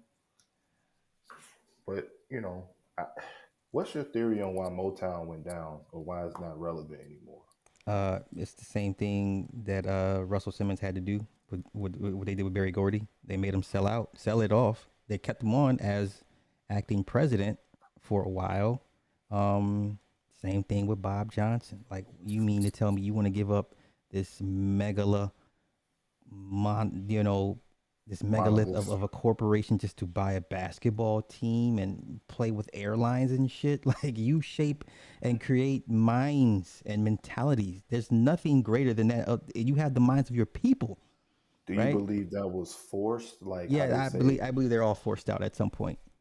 because Yeah. it comes back to that. Why even try if they're gonna burn down Black Wall Street again? Well, okay. What at what point is it to where, okay, Sly, look at Barry Gordy. He was forced, and look at the Black Wall Street. It was burned down. Like, what percentage of that is like 100%, 50%, 70% true? What's your take on that? In those cases, Barry, Russell, Bob. I mean, 70. I mean, they didn't have a choice. I mean, to be honest with you, I mean, if you look at Russell as the probably the worst way to go out, Hmm. Leor started off as the fucking roadie for Run DMC. Now all of a He's sudden, over Google Music. bruh, 20 years later, you have to sell your stake to him, and he doesn't take your calls. Like that's the ultimate like bitch move. Like nigga, you ain't shit. We gave it to your fucking former roadie. Yeah. So is it almost um it's like we have so many things against us, because I remember I watched a video with the Hawaiian guy who had the king who had to lay down. Yeah, Is it they all just do. Yeah, I man, listen. I guess if the only solace if you can take away from it is look what I built, and yeah, I no longer have it, and I really can't give it to my kids, but I built that. I mean, if that's your real only solace to take away. I don't know if it's worth it at the end of the day. To be honest with you, because now you look at what BET has become. You look at that's what I'm what, saying? yeah, It's like, were they forced to sell it to Viacom? yeah. I mean, Okay. look at Robert Smith. Like people don't want to talk about Robert Smith. Like the only thing people talk about Yeah. Robert Smith is, oh, he's paying for everyone's paying their loans off. People forget he's a federal informant. That means for life. Yeah, Yeah. he's a federal informant. I don't give a fuck what his. He's a billionaire. That's great. He's a federal informant. People tend to overlook that shit. You're focused on what his wife looks like. I don't give a fuck if she's white or Latina. He's a federal informant. They're waiting for they're Yeah. waiting to extradite his former partner in a fraud case. What are we talking about? And I was going to ask you. Yeah. You've had chances to work with the labels on in the major labels. Is it more Hmm. important for you to stay independent and keep your own, or do you not That's been my sometimes be whole like, focus. okay, But yes, yes, and I remember we talked about that before. But it's so frustrating because your people, by the branding aspect, they need the lights, they need the validation, or you to be validated by somebody for them to even rock with you. yeah, So, if Def Jam wasn't connected to, I believe, Universal, is that where they're connected to? at the end that when it's still, I think it's still being distributed by Universal. It used to be Right. Polydor, and it was something else, Yeah. and then Universal pretty much bought everybody out at that point, and then it became Def Jam.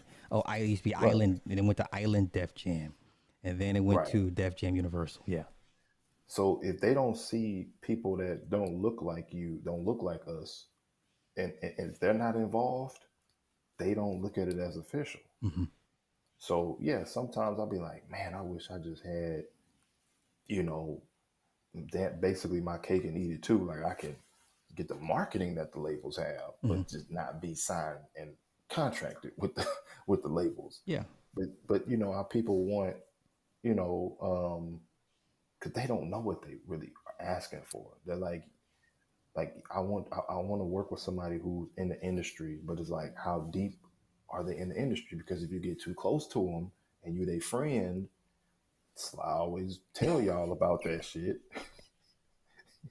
But if you know what I'm saying, so it's like it's a lost cause, man. well, It's a lost cause, bro. I hate being a doom and gloom guy. I hate saying at the end of the day they're going to win because they've always, I don't want to be that guy, but point to me Right, where they don't win. Show me. right. Right. Show me where you don't have to use their products and services, their avenues of media and to exploit your product. Find me an alternative and I'll shut up. Right. You know. Because even if it's like, I don't know, if you're well versed in the crypto space, but let's talk about decentralization, Okay. Yeah. DeFi, Yeah. right? Because I don't know if you've seen my mentor. I always shout him out on my Instagram or whatnot. But DeFi is basically what they're trying to say is the way for you to have a website that they can't take down, Right. right? It's Yeah. it's more secure than quote unquote the dark web or whatever. But this is the thing what people don't understand. Verizon, AT&T, all these internet providers can just shut down access to like the locations of where those router signals are coming from. Like China can literally ban social media sites. Hmm.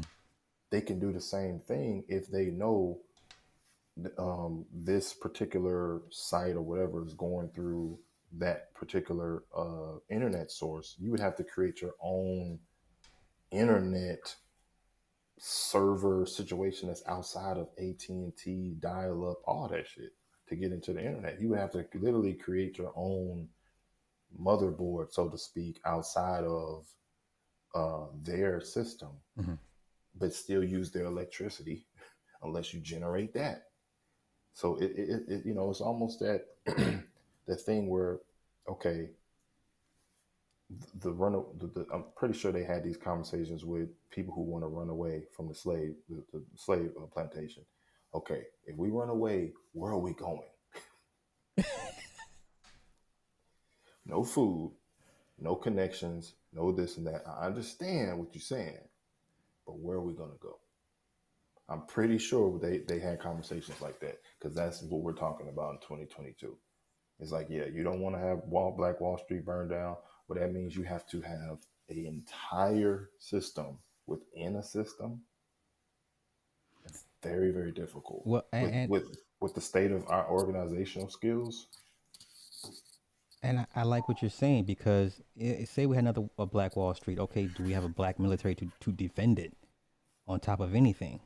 Because you're gonna need Right. a bunch of boot thugs to defend it. You know who And are you you gonna can't recruit? call and you can't call the blacks that were in the military sellouts because you're gonna need their ass to train you. There it is. There it is. There.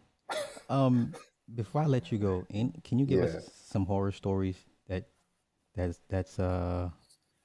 beyond the statute horror of limitation? stories. Beyond the statute of limitations. Yeah, yeah. Um, what at what depth Oh, of your discretion. well, oh wait, Nick Taylor says, fun fact, dial-up still works. Military facilities and the post office use it as a fail-safe backup. Yeah. Okay, that's what's up. Grab a CB. You know, grab a two-way radio. Yeah.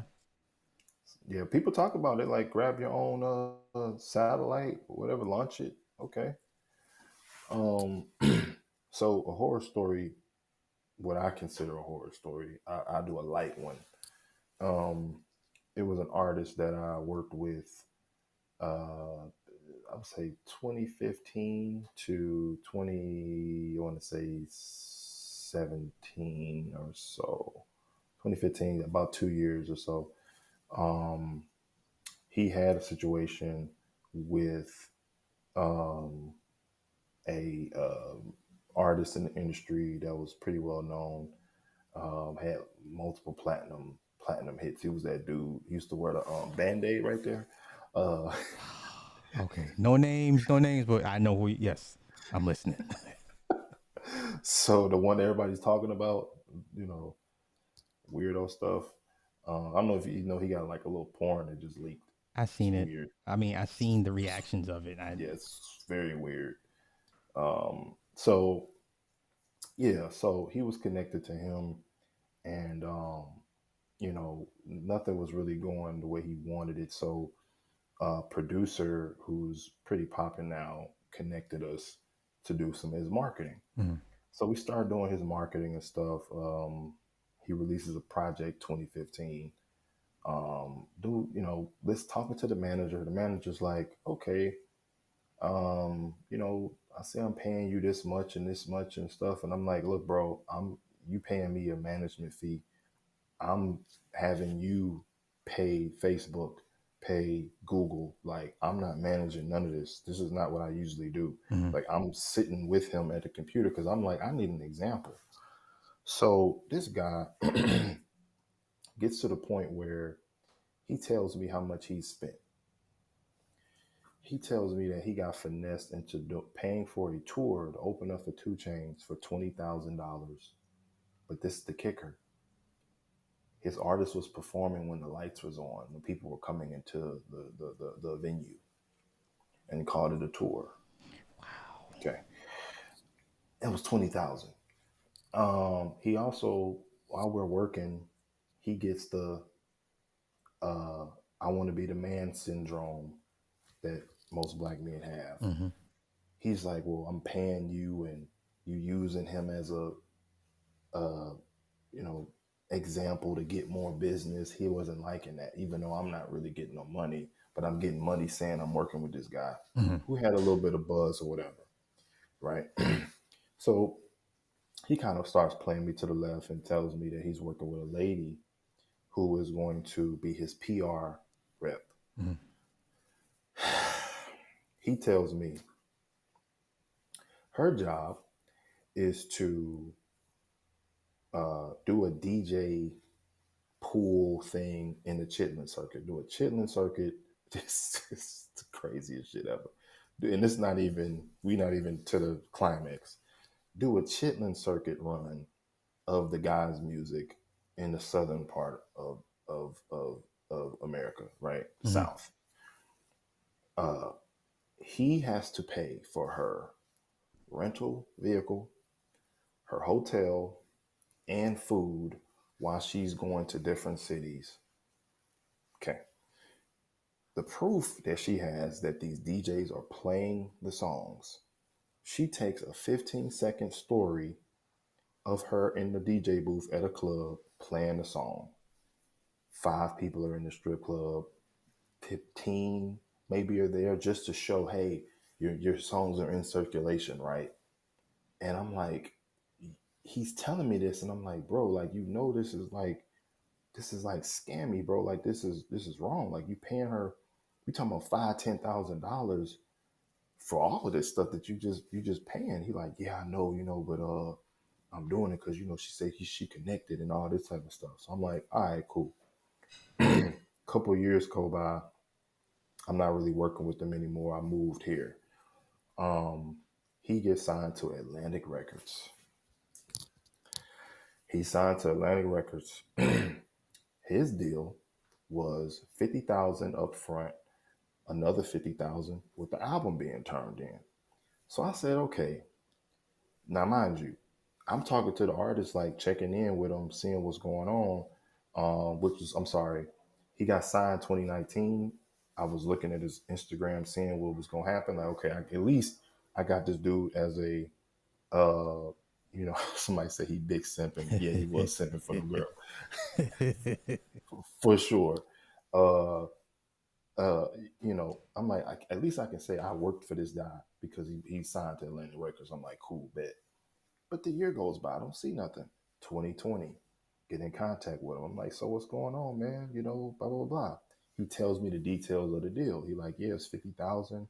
Um, this, that, and the third. But it went all to my manager, and I'm like, okay, so where's the album at?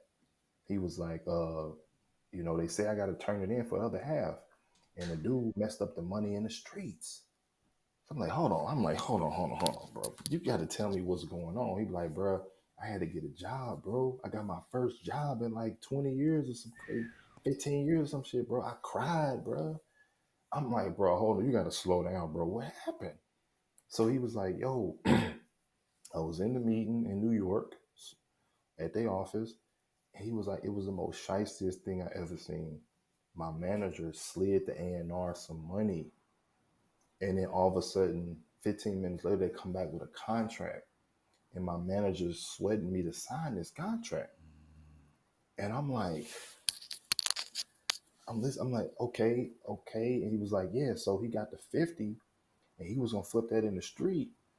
And when to turn in the album, I was like, so why isn't your album being turned in?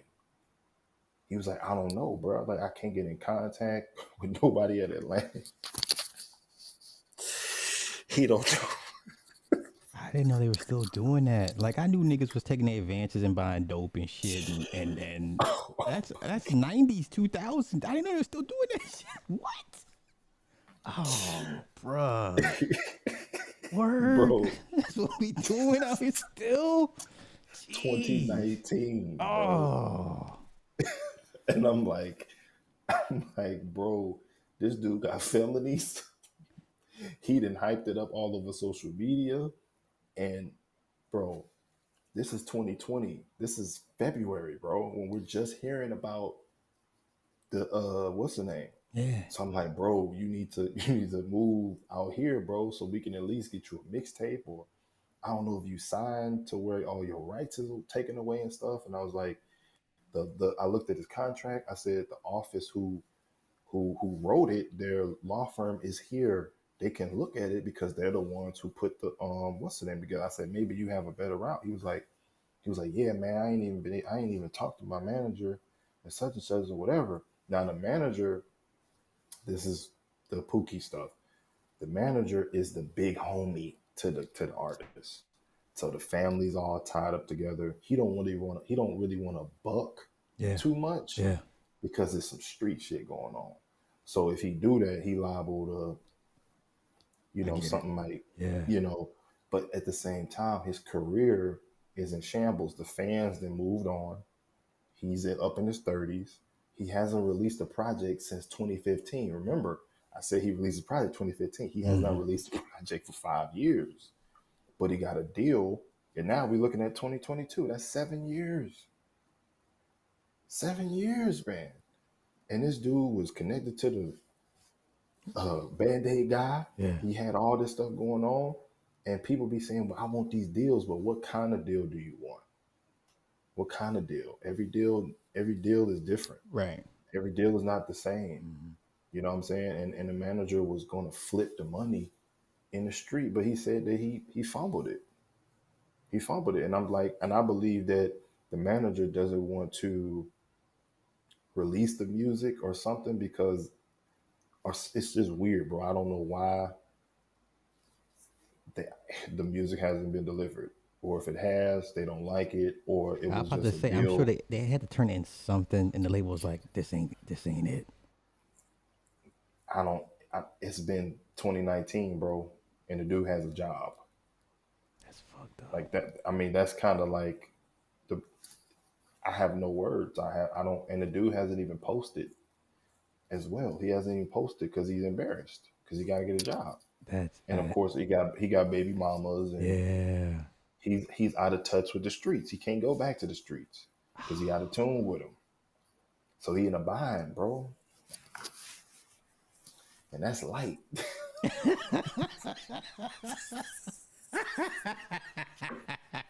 We're not gonna get salacious today. We're not gonna turn this into That's light. intoxication. No, we ain't gonna do all that. We ain't gonna do that. And We ain't gonna do. that's a light one for you. God damn! I didn't know niggas was still doing that shit. I remember niggas was taking their advances and they buy a couple bricks and yeah, and it's like fuck the labels. We don't care. I'm like nigga, you still sign. You owe them a record. Like Yeah. Yeah. that was the good old days when you could do that and.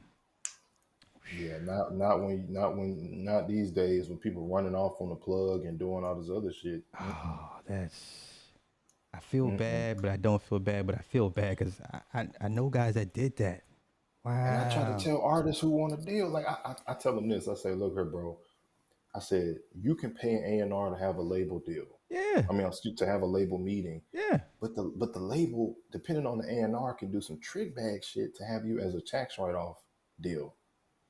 They can do that, bro. Yeah. And if you want a deal that bad and you so thirsty, they will just shelve you, and you got to fight to get out of the deal because I don't know if it's perpetuity It's, involved. yeah. Normally, what happened? Well, the old deals would be you would have to fight for a release date or with a release quarter.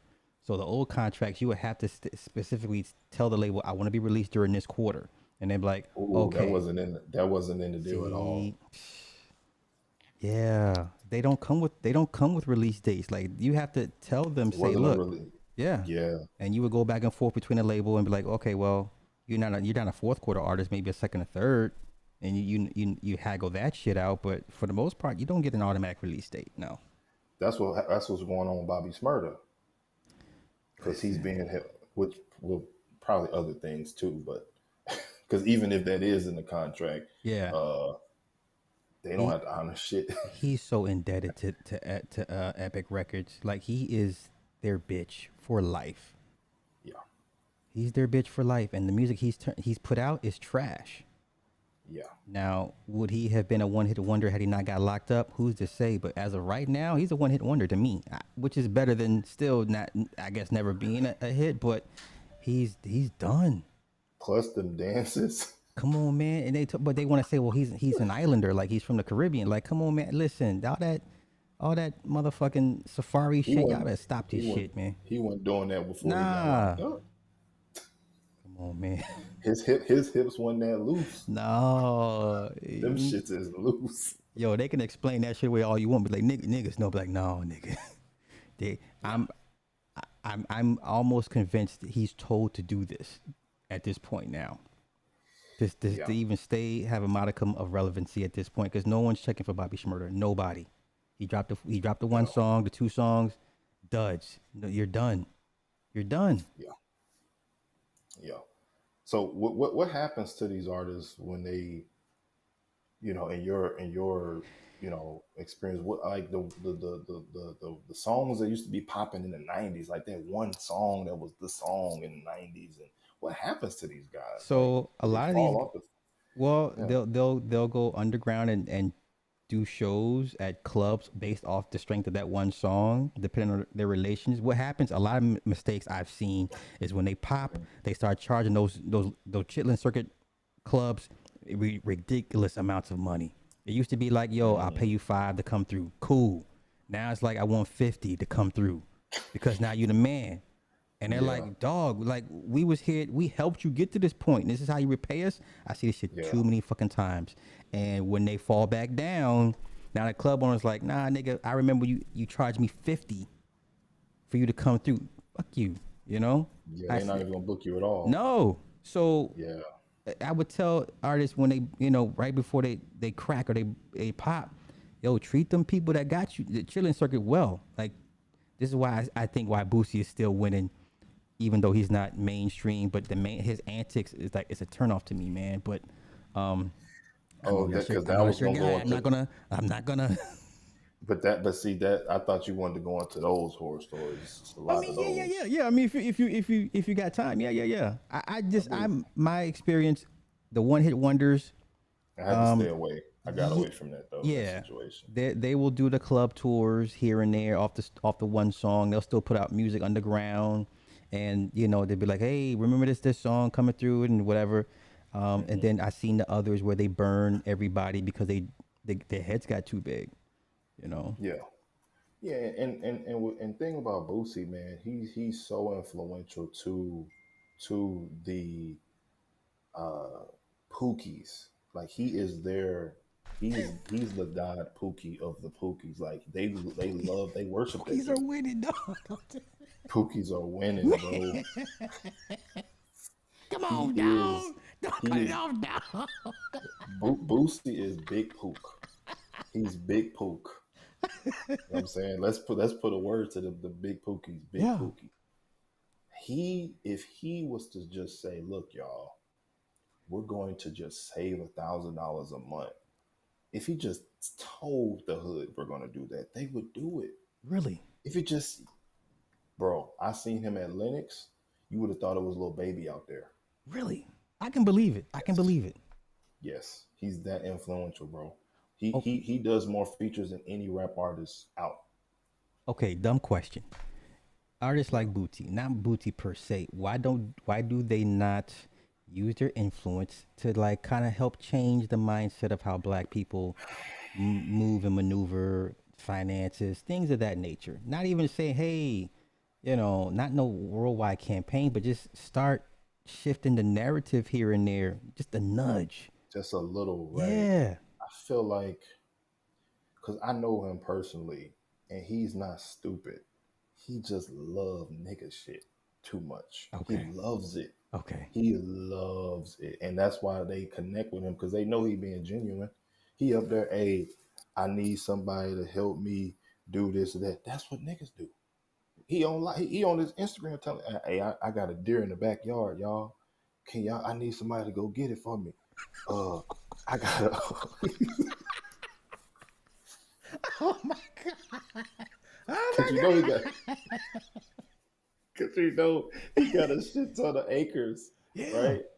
So, and he trying to get like a weed farm thing when it come legal here in Georgia. Yeah. But he's so influential, bro. It's one of them things where it's like somebody said they under oath. I don't know that. I mean, I don't It, know if I don't know no other reason why they can't just say certain little things like that. If the oath is that powerful, where they just don't want. I mean, what's $1,000 a month though? It's really shit. But it's like, is it really that? Like, I would revert it back to the Disney method. Like out of 48 frames, just slide in some A once in a while. That's all you that's need to that's do. You know. that's what I'm saying. It can't Yeah. because that's kind of like, come on now, it can't just be that. That's kind of like an excuse. Like, well, they're under oath. Like, they can't do it. Is Like, he come on, bro. is he still under Really? Atlantic? He's with Empire. Okay, okay, okay. I know Atlantic Records gets a bad rep. I will say this: once Leor and Julie and Kev they all left, Atlantic kind of went to pot. People forget when Leor and all those guys from Def Jam went over to head up Warner Electric. Atlanta was called WEA.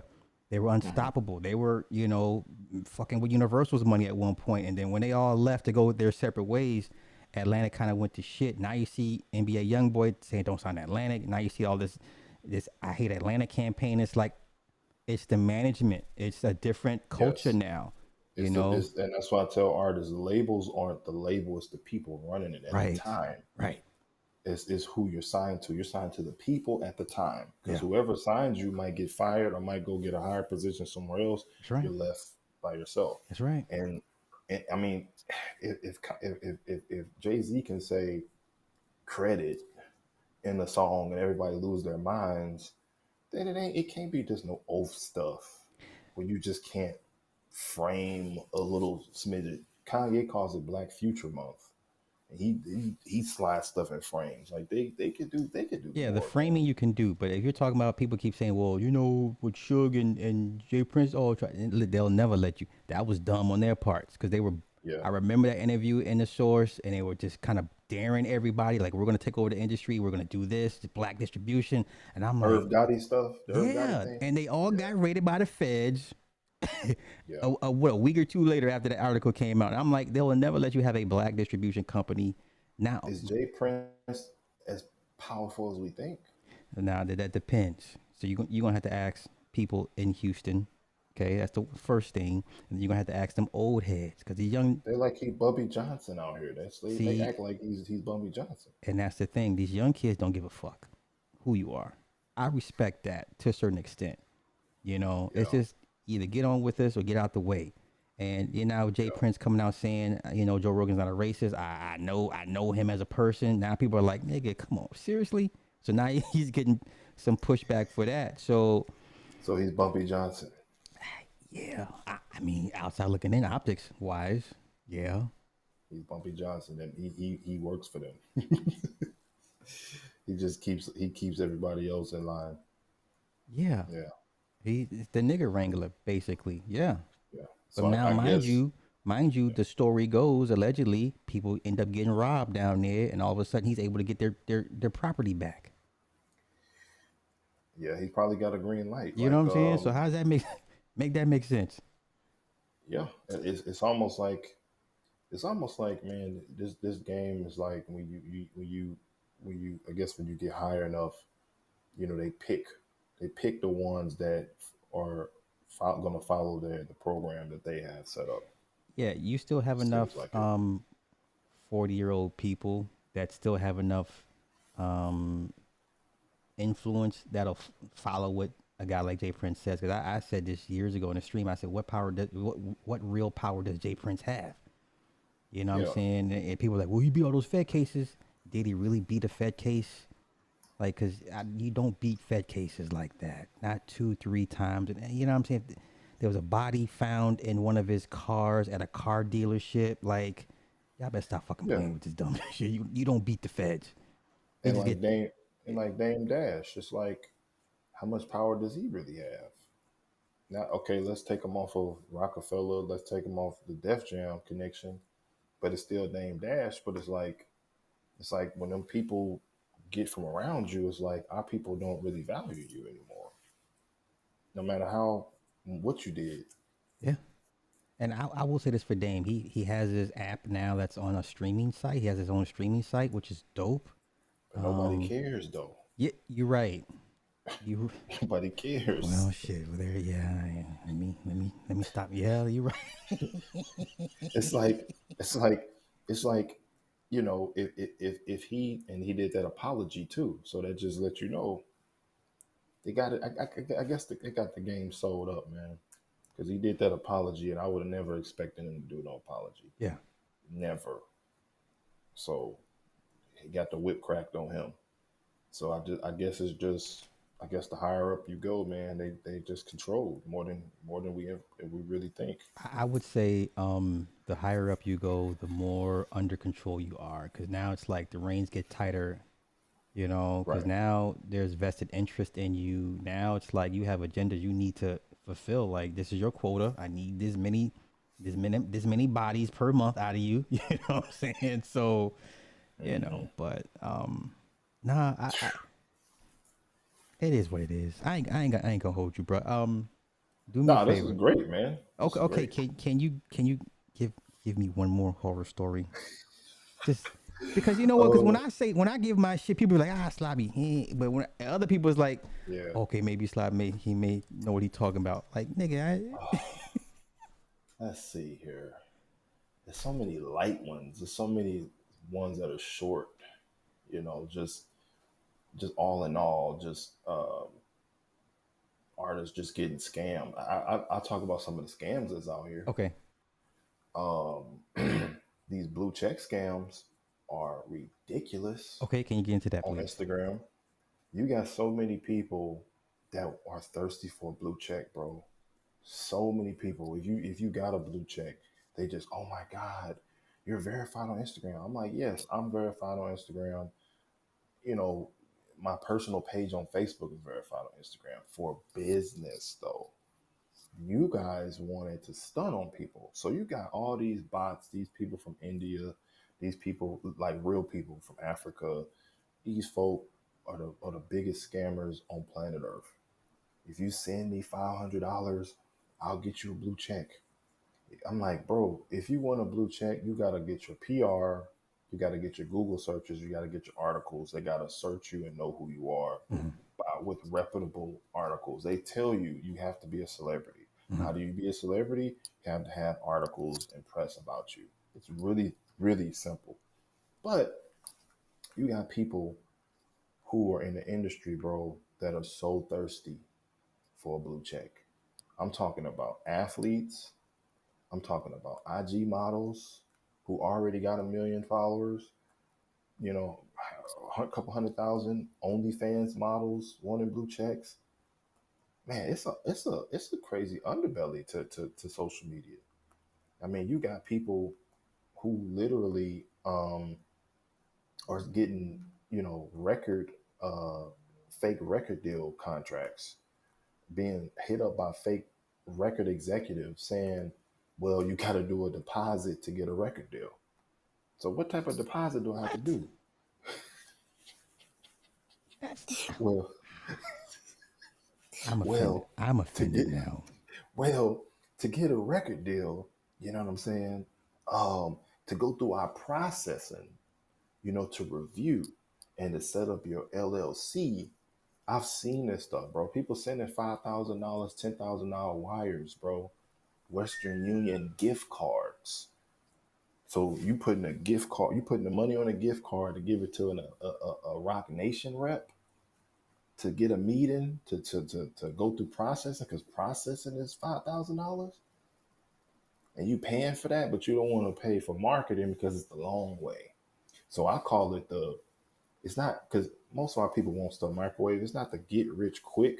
Uh-huh. It's to get money quick, Yeah. get fast cash, because you're not getting rich with what you're doing. You're not getting to the finish line. You're getting fast crumbs. You're getting little trinkets that you can just say, well, I was up at Rock Nation, or look at this email. I've even had artists get fooled by fake Twitter accounts, messaging them, fake celebrity Twitter accounts, getting money out of these people. There's a fake Boosie page that's verified. They got like 1 million followers that's still getting people's money. And it say like Lil Boosie badass or some shit. It's just not his account, but it's still getting people money. It's like a promo page, and people just falling for it.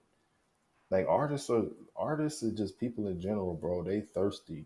It's women that are, hey, I just want to meet him, like I just want to get signed. Like who I gotta like, cause like if they want to like, do this and that, that's cool. I just want to be, I just want to be around. I want to, I love him. Like women be doing that, bro. And I'm not even like flexing my influence to get little crumbs like that. But a lot of artists that are in these camps, they don't want to be, they're okay being like an entourage boy, Yeah. a weed roller. Yeah. Like I've seen it, bro. Like people be thinking this cap. Like no, when the main guy, Future of them is tired, and it's 5 other girls, they gonna get the scraps, bro. Yeah. They don't care that they ain't signed, and they don't care that they're not, no money, because they can sleep on the couch, they can smoke Zaza, gas, best weed, whatever, and get the scraps of the girls. They get access to all the pills, and just be in the studio with whoever, and they just live in the rapper lifestyle through these artists. I see it all the time. Once So again, I don't think the regular folk understand the amount of thirst that this business has a hold on thirsty, people. thirsty. Dude told me Man. straight up. He told me straight up, bro, I ain't got no money for real. But if you can fake all my views and just make sure they don't take my shit down, I'll pay it. Good I said, grief. you claim you asking me for this organic shit, but when we get on the phone, you talking about fake views to look good. Yeah. There's even people who put a check in a profile picture on Instagram, a blue check in a profile picture to act like they verified on Instagram, bro. The thirst is real. Dying of thirst. It's like, bro, like we know that's not a real verified check, but you putting that in your profile. Like you want this. So you think about it. If the industry knows, if the beast is hungry slash thirsty, and its food is thirsty to be eaten, the beast is like, well, shit, I can literally just pick one of you niggas, Might as well. and I might as well have a gourmet buffet. Buffet line at this point. Yeah. So the ones who pierce through the cracks that become the Kanye's and Jay-Z's and all that, at one point we're a thirsty nobody Mm-hmm. that we just look up to and admire and all. So but my only part that I'm having an issue with is, at what point is this real, like, entertainment business where there's a ceiling, or is this in all businesses where people look like us have to sell out? That's the only part because it's not really making too much sense. It's like they let us frolic in this Yeah, in the church world and stuff, and there's ceilings. But when it comes to tech or other industries, I don't really see these ceilings, or maybe I just don't see people that look like us in those arenas I would to say where there's ceilings. the next best example is politics. You look at your black politicians and especially the Democrats and what all they push and Hmm. narratives they support. I mean, the whole Lewis shit before he died, and I was like, oh my god. And you know, you still got people Yeah. like Sheila Jackson and Maxine Waters. Like, who we kidding? You know, And we uh, got a new mayor here too, a black dude, that's right, that's right. and no, So, he's not really getting a lot of press how do because you feel about him because down there? well, I got hip to him because the female who is now working for who was the mayor is working for like CNN, Hmm.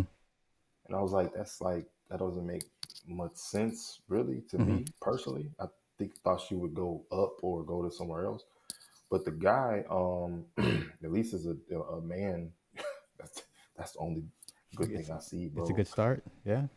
It's a good start, yeah. I think his main thing is not having Buckhead be a separate city. Like he doesn't want that to happen.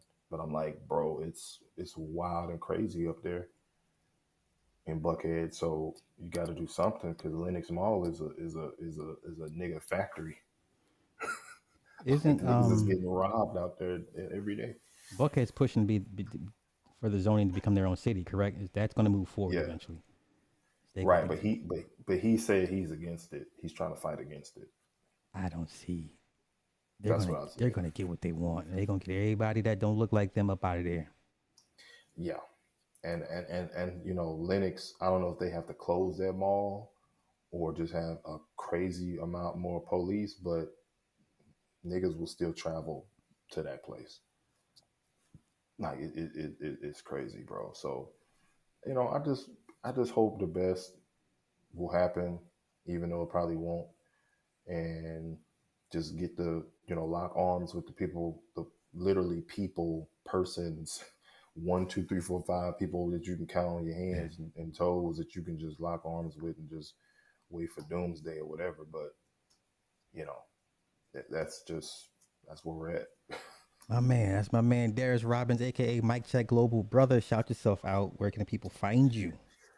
Yes, appreciate you, man, for having me on. Of course, I've been a follower since, man, I can't even, it's been years, years, bro. I can't even remember the first video. I think was the Dubai shit. I think the Dubai Oh, video okay, we yeah, made. yeah, yeah. Probably Okay. before then, when you was in the red and black room. Yeah, yeah, yeah. Yeah, I gotta go back to that at some point. Yeah. Yeah, those days before everybody like, oh, we love the car videos. I was the red and black industry videos. Them shits was like, damn, like.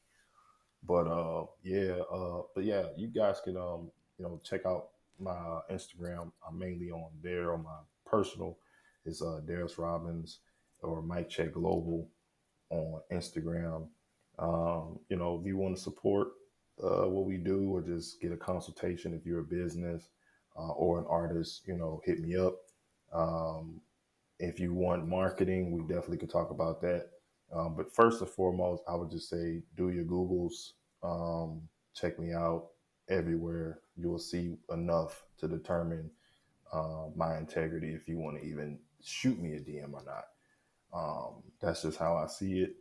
Um, yeah, that's pretty much it, bro. I appreciate you, bro. No, I Any appreciate any you. any anytime, man. Yeah, Any no, panel, whatever you got going on, bro. I'll come in. I appreciate that. No, because I was like I was telling you earlier. I was like, I don't know why I ain't have you on sooner. Like I wasn't thinking. Like I got 5 or 6 So people I didn't think of. Like, oh shit, let me bring them on. It's just, I'm a little yeah, slow at times, man. So people no, said but they liked it, so that's cool. And it's Super Bowl. We did good yeah, on yeah, yeah, numbers too. yeah, yeah. So no, I appreciate. Thank you for all the wisdom and the gems you dropped today. Sociologist, bro, you are a sociologist. Fuck the degree. You see people, Sociologist. human behavior in real fucking time. Yeah, for sure. My I man. do. All right, well, I'm gonna let you get up out here. Enjoy the weekend, bruh. We'll do this Yes, again. sir. Yeah. All right, man. All right, Peace. peace. That was my man Darius Robbins, marketing guru, Uber marketer. You know, so as you do me a favor on your way out, hit the like button. I will, as I read my spiel, Superfly75, www.onthewakeradio.com, 24/7, 365. Shout out to my producer, Cindy Ashby. Replays can always be found on SoundCloud, Stitcher, Google, Apple Podcasts, iTunes, Spotify, iHeartRadio, Google Play, and Anchor for the replays. Thank you for everybody that came out. Hopefully you got some out of it. I surely did, as always. And y'all enjoy your weekend. I think the Bengals are going to win. I think the Bengals. It's the year of the